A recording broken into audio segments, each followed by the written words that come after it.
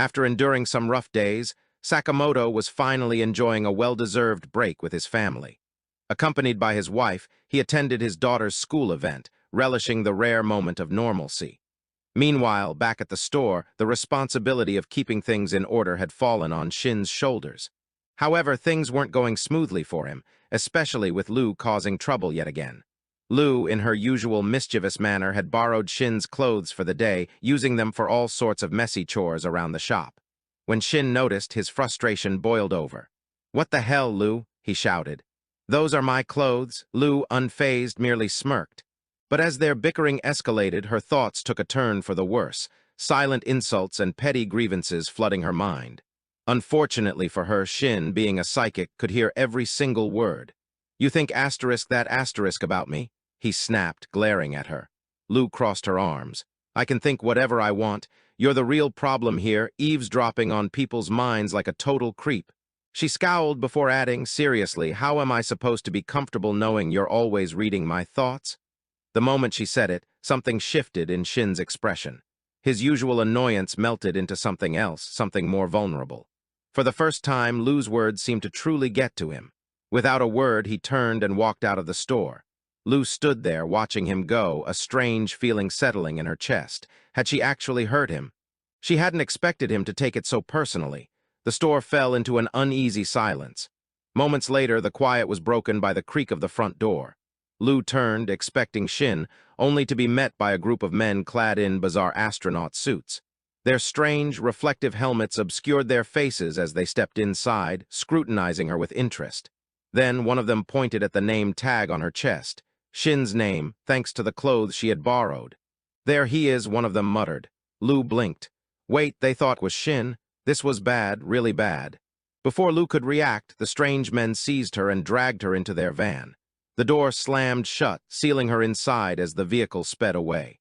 The air inside was thick with the stench of old leather and metal, and the dim lighting only added to the ominous atmosphere.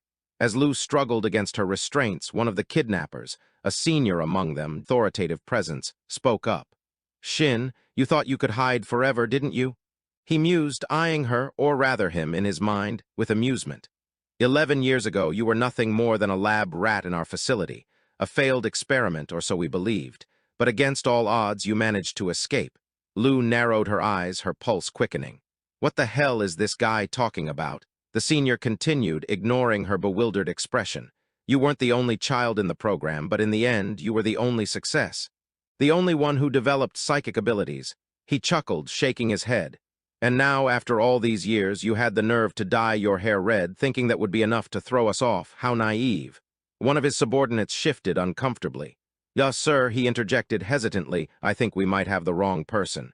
Lu perked up at that. Finally, some common sense, but the senior scoffed, waving him off. "Nonsense. The name tag says Shin, doesn't it? This is him." Lu's eye twitched. "Seriously." The reasonable subordinate opened his mouth to protest again, but the senior cut him off, his voice dripping with contempt. "Not that it matters. That brat has always been a freak, creeping into people's heads, listening to their every thought. Can you imagine how unsettling that must be? No wonder he doesn't have any real friends. Who in their right mind would want to be close to a monster like that?" Lu froze. For a moment, there was silence. Then, in a blur of motion, she launched a brutal kick straight into the senior's gut. He gasped, doubling over as pain shot through his body. The other kidnappers jerked back in shock, but Lu wasn't done. Her eyes blazed with fury as she glared at the man on the floor. "You talk about Shin like you know him," she spat, her voice sharp with anger. "But let me tell you something, he's better than most people I've ever met. He's not a freak. He's not a monster. He's Shin. And you're nothing but an idiot who can't even tell the difference between a guy and a girl." The van lurched as the driver nearly swerved off course, startled by the sudden outburst. As Lu stood there, fists clenched, it became painfully clear. Despite her earlier words at the shop, despite their constant bickering, she truly respected Shin. Maybe even more than she had realized. The senior groaned, still clutching his stomach from Lu's kick, his mind scrambling to make sense of what had just happened. Slowly, he lifted his gaze to her, his expression wavering between disbelief and embarrassment. "Wait a second," he muttered. "Are you really Shin?" Lu crossed her arms, tilting her head with an unimpressed look. "Seriously? Now you ask?" She sighed and straightened up. "Listen carefully, old man. My name is Lu Shaotang, not Shin. Never was, never will be. A heavy silence filled the van. The senior blinked. Once, twice.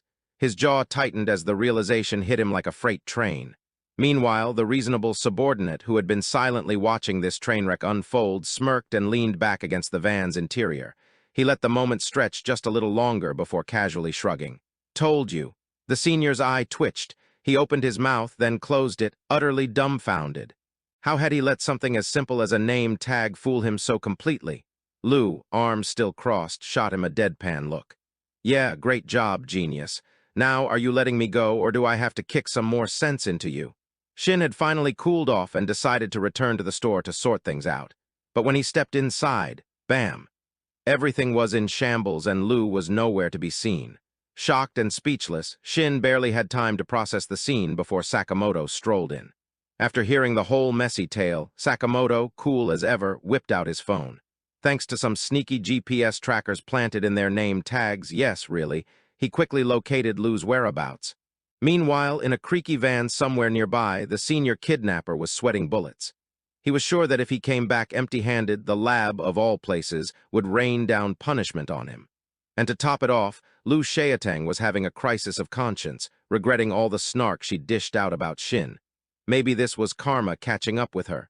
Just then, as if straight out of an action flick, Shin and Sakamoto burst onto the scene riding a slick, stylish motorcycle. They began hot on the tail of the van. The senior kidnapper's eyes widened in relief when he recognized Shin. Suddenly, he figured his chances of dodging the lab's wrath were better.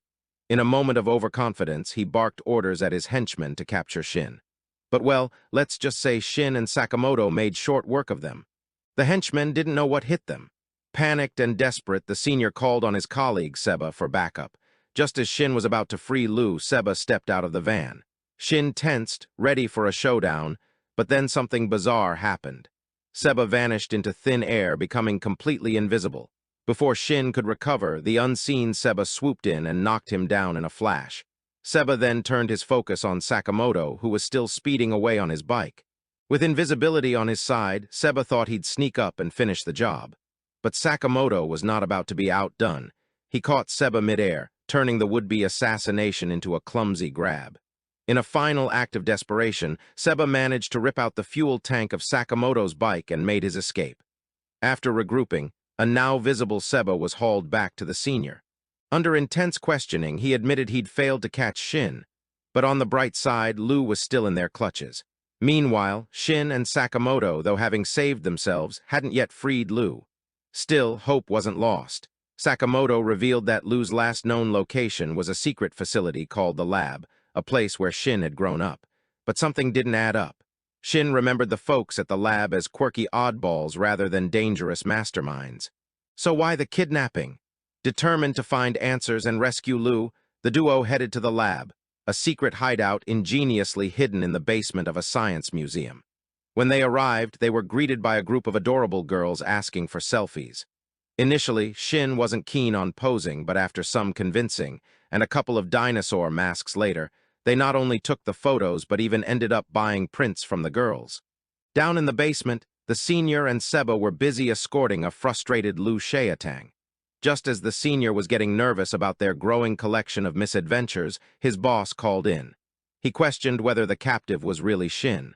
The senior, trying to cover his tracks, insisted it was, but the boss wasn't buying it. The gender and hair color were all off. As the boss pressed harder, the senior's pal Seba decided to spill the beans, revealing the truth and even boasting about a plan to nab the real Shin. Consequently, the senior found himself tied up and shipped off along with Lou. Back above ground, Shin and Sakamoto discovered a hidden passage leading into the lab. There was just one tiny hiccup. The passage required a password. Shin confidently punched in the old one, only to trigger a security system because, surprise, the password had been changed. Suddenly, bear props next to them sprang to life, but these weren't your average teddy bears. They were robotic bears with guns in their mouths. After a brief, chaotic tussle and a few witty one-liners from Sakamoto, the duo defeated the mechanical critters without a scratch. Just when they thought it couldn't get weirder, the next phase of the security kicked in, a giant dinosaur robot. Shin's eyes went wide in horror, but Sakamoto's inner child was delighted at the thought of showing it off to his daughter. With a half-serious command, he ordered Shin to find a way to disable the Dino without harming it. Reluctantly, Shin spotted an electric device on the robot's skull and suggested using Sakamoto's trusty taser gun. Sakamoto executed the plan with flair until it backfired spectacularly. Instead of shutting down, the dinosaur roared to life, powered up to a whole new level. With no time to waste, Sakamoto ditched any notion of a gentle takedown and pulverized the rampaging machine with his bare hands. In the basement, pandemonium reigned among the lab scientists as alarms blared.